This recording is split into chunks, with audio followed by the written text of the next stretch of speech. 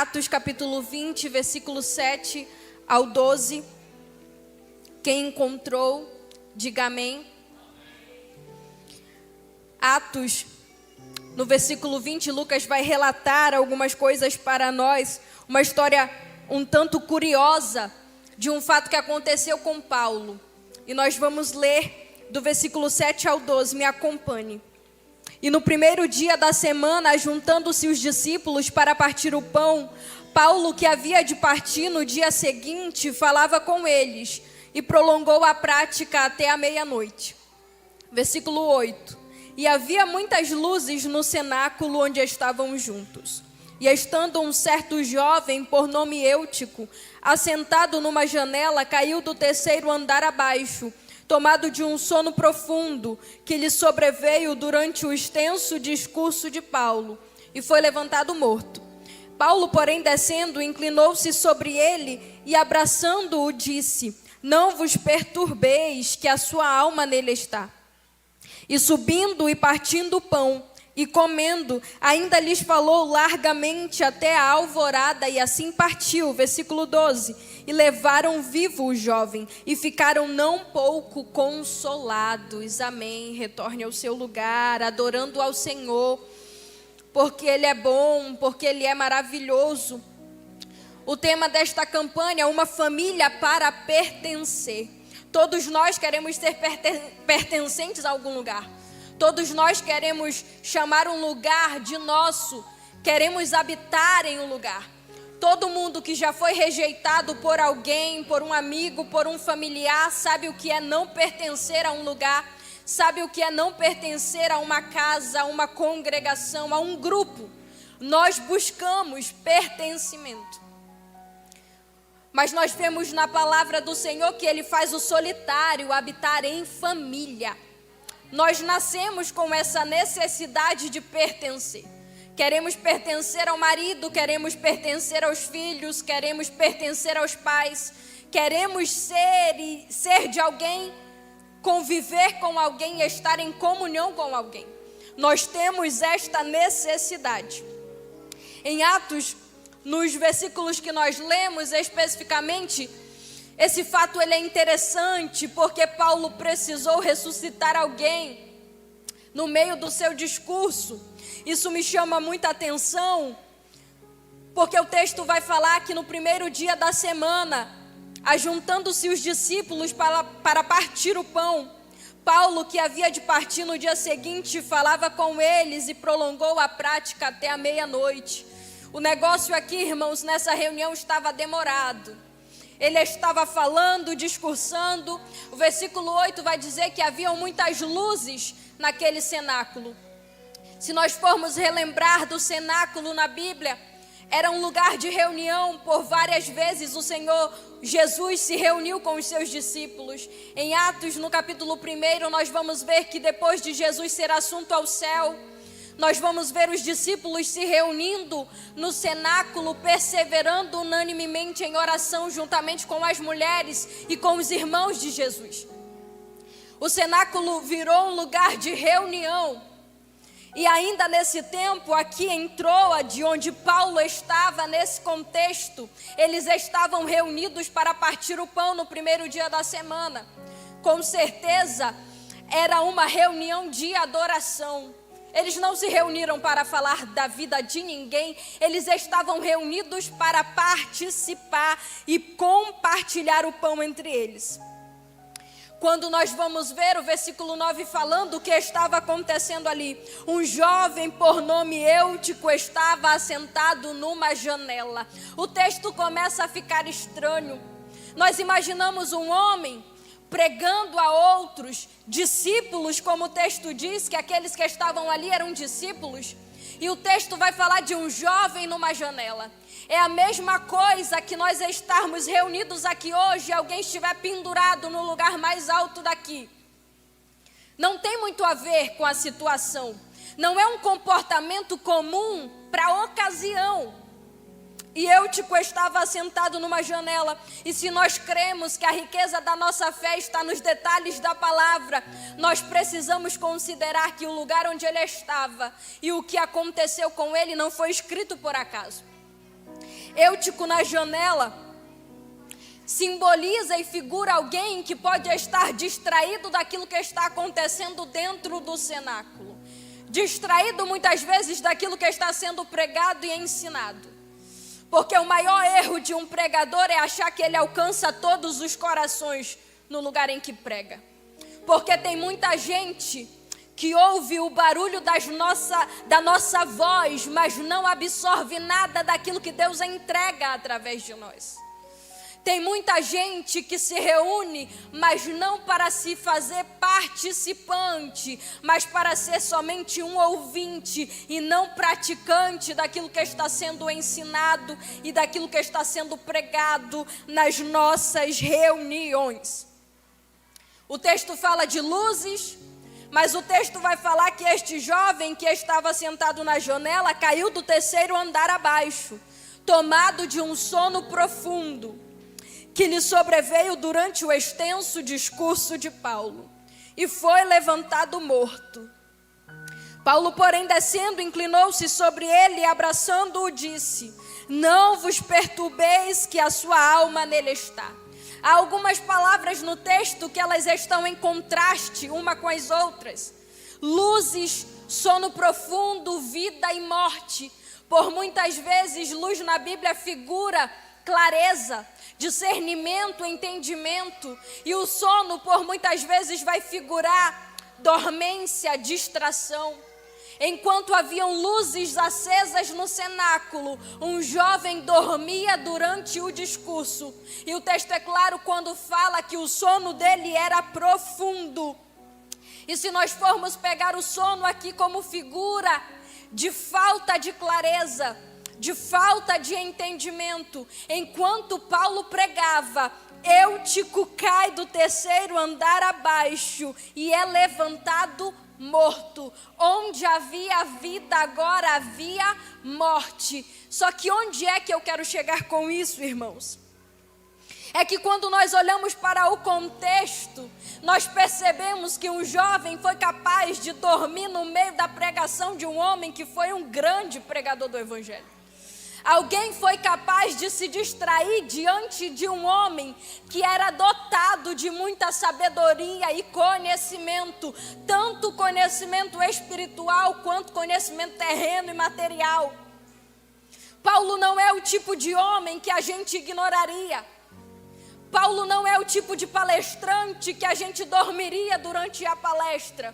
Mas com Eutico aconteceu isso, ele não somente dormiu como morreu. O sono foi a causa da sua morte, porque o sono foi a causa da sua queda. Interessante no texto, e quando nós trazemos isso para a nossa vida, é que a queda faz barulho, mas a morte ela é solitária e silenciosa. Enquanto o escândalo está correndo pela cidade, enquanto os comentários, os falatórios e os insultos estão acontecendo, isso é barulho de queda. Mas quando não se ouve falar do indivíduo, quando não ouvimos mais a sua voz, não percebemos mais a sua presença, não é porque ele está caído, é porque ele já morreu.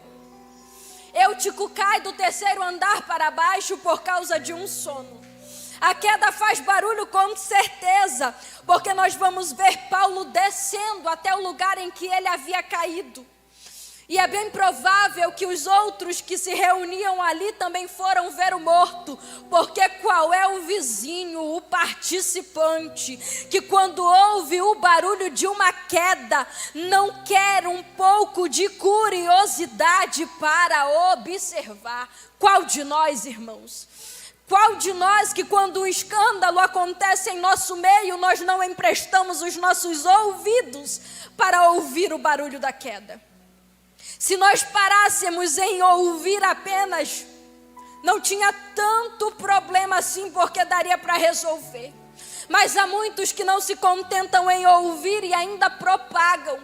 Há muitos que não propagam da forma como ouviram a respeito da queda, mas ainda aumentam, mas ainda endossam e ainda inventam. E quando nós olhamos para esse texto, nós podemos perceber alguém que devido a um sono profundo durante um ensinamento, caiu como morto.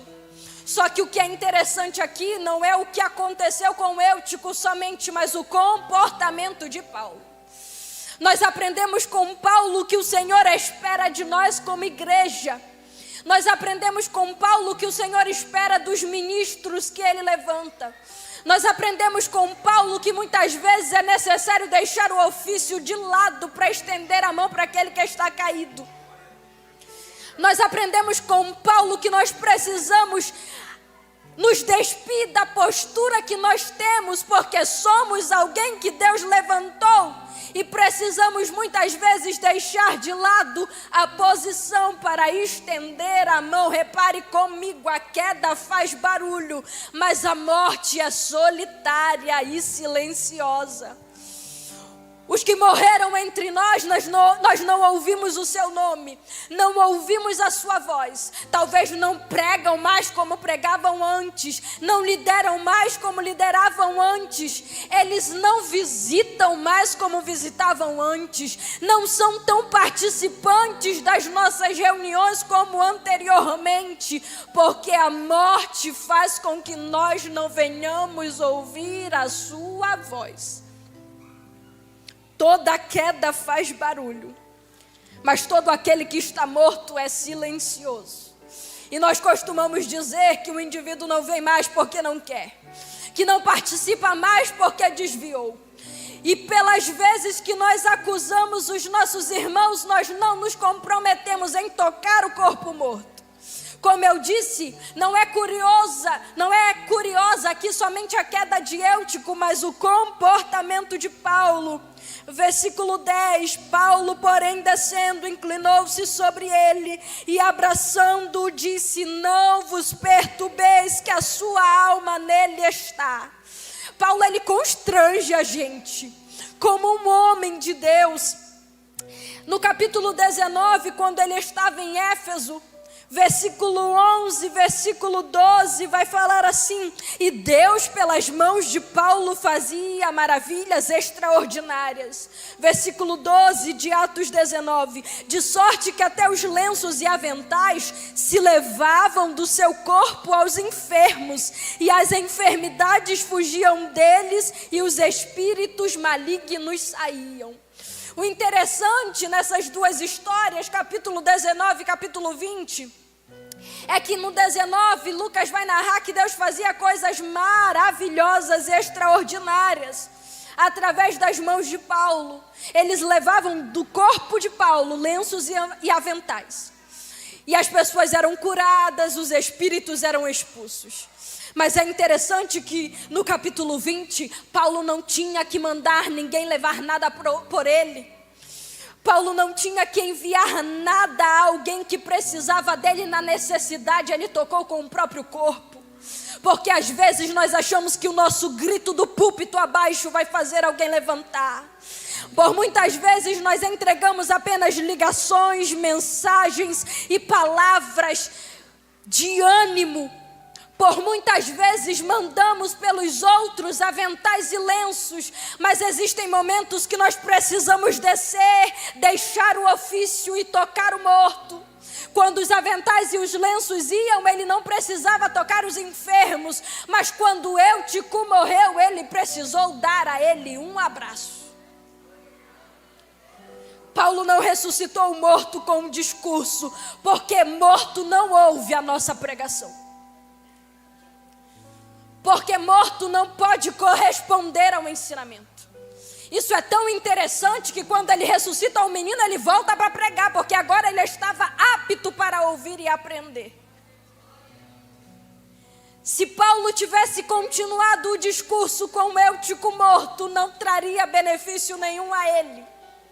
Mas depois que a vida volta a ele, o texto vai falar: e subindo, e partindo o pão e comendo, ainda lhes falou largamente até a alvorada, e assim partiu. Porque pregador é tagarela, irmão. Pregador gosta de falar. Paulo não se conteve com a ressurreição. Ele ainda subiu ao andar em que eles estavam, levaram o menino, porque agora ele estava apto para aprender. O texto é claro. vai mostrar um tipo de situação que quando alguém morre no meio da nossa reunião, o nosso discurso não vai fazer o morto levantar. É preciso ter discurso e ter abraço. É preciso ter palavras de ânimo, mas fazer alguma coisa para que o outro seja levantado. Quando Lucas, narrando isso, vai dizer que Paulo abraçou Eutico, ele poderia ter dito que Paulo tocou. Paulo foi com o dedinho, Paulo tocou no cabelo, ou Paulo disse: estende a mão sobre ele, obreiro. Mas não, ele abraçou. O abraço aqui figura um envolvimento com uma causa. Quantas vezes nós enviamos outros quando Deus quer que nós venhamos nos envolver com a necessidade?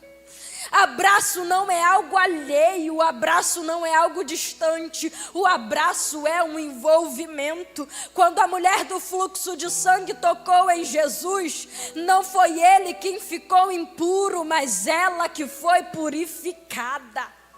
Só que nós não costumamos tocar os nossos mortos, sabe por quê? Porque se eu sentar na mesa do adúltero, vão dizer que eu sou adúltero também. Porque se eu me assentar com uma prostituta, vão dizer que eu sou uma igual a ela. Porque se eu me assentar com um fofoqueiro, vão dizer que eu sou fofoqueiro também. É bem verdade que nós devemos analisar as mesas em que nós nos assentamos, mas é muito fácil. Quando tivermos que virar as mesas dos cambistas, a gente vira.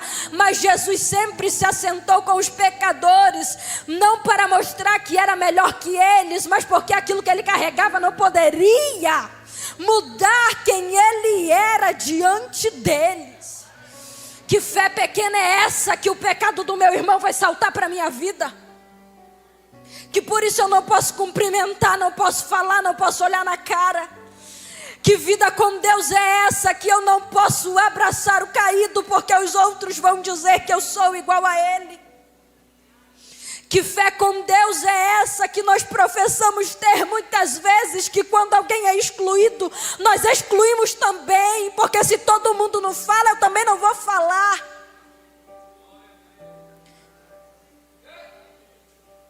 Só que Deus não quer uma igreja de sorriso, Ele quer uma igreja de abraço. É por isso que a gente poderia ser comparado com uma bola, mas Ele comparou com um corpo.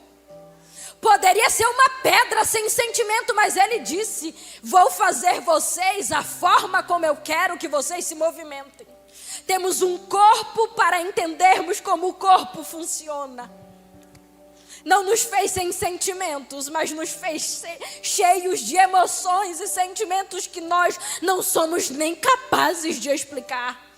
A gente sente coisas que não explica, emoções que não se sabe de onde vem, porque Deus não fez a igreja com formato de pedra, mas com formato de corpo, e corpo abraça. Nós vamos perceber que o fato de Paulo descer simboliza às vezes que nós precisamos deixar a posição de lado para atender a necessidade de alguém, para ter autoridade para subir e continuar aquilo que eu estava fazendo. Não é um fim de ofício, é parar o ofício para subir com a autoridade de trabalho feito lá embaixo também. Não é apenas nós deixarmos aquilo que Deus nos chamou para fazer por uma vida, mas fazer o que precisa ser feito para ter autoridade, credibilidade para voltar e continuar fazendo. Quantas vezes nós não nos envolvemos com o problema dos outros porque é maior demais? É muito desgastante. Tem problema que as pessoas nos contam que tira o nosso sono. Irmãos, por muitas vezes eu já ouvi umas coisas terríveis das pessoas, quando elas nos buscam para contar, que parecia que eu tinha feito aquilo. Às vezes nós sentimos a dor dos outros como se nós tivéssemos pecado iguais a eles. Só que é isso que acontece quando Deus nos permite dar abraços. O texto não vai falar de quando acontece uma queda e a gente vai apunhalar o outro pela costa, não. Ele não fala sobre apontar o dedo para a queda, ele fala sobre abraçar o caído.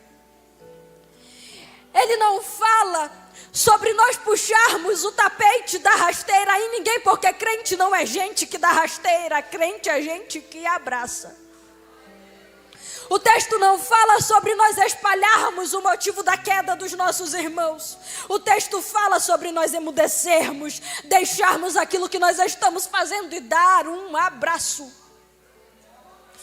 Porque quando Deus levanta um homem, uma mulher, Ele não levanta para ser maior do que ninguém, Ele levanta para produzir vida em alguém. Quando alguém estiver por aí com aquele que está caído, eles nunca dirão que você é igual a ele. Eles dirão que você está com ele porque está produzindo vida. Precisamos ter um caráter diante de Deus que os outros nos olhem como aqueles que são tão pecadores quanto nós e não duvidem do caráter que a gente tem. Uma vida que quando alguém falar ao nosso respeito não causará dúvidas, porque alguém dirá, eu conheço ele, eu conheço ela, não faria isso. Está andando porque está produzindo vida. Está se assentando porque está levantando o morto. Porque às vezes nós até nos assentamos com os caídos, mas para saber o motivo da queda e levar para as nossas reuniões, não é assim? Descobrimos o motivo da queda para levar para as nossas mesas, não é assim? Depois a gente não entende porque os nossos filhos não querem ser crentes, mas nós levamos os escândalos da igreja para dentro dos nossos lares. Depois a gente não entende porque o menino não quer passar horas numa campanha de oração, mas porque muitas vezes como pais nós levamos os escândalos para as nossas mesas, quando na verdade deveríamos parar o que estamos fazendo e tocar nos mortos. Porque quem não gosta de tocar em morto, isso é coisa de religioso. Em Números nós vamos ver que o homem era considerado impuro se tocasse num cadáver. Tinha todo um ritual, uma preparação para se purificar e voltar ao arraial.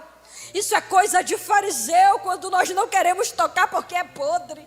Mas nós nos esquecemos que dos pecadores somos o principal. Quando Paulo vai falar desta verdade, que dos pecadores ele era o principal, ele era o maior, nós entendemos que homem de Deus não é quem não toque morto, que homem de Deus é quem está indo até onde está o ferido, porque entende que é mais pecador que ele.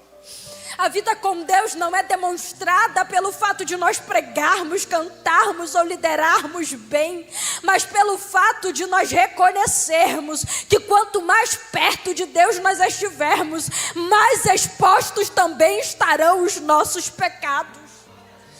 Quem não tem pecado exposto, talvez não esteja tão perto daquele que diante dele não há nada encoberto.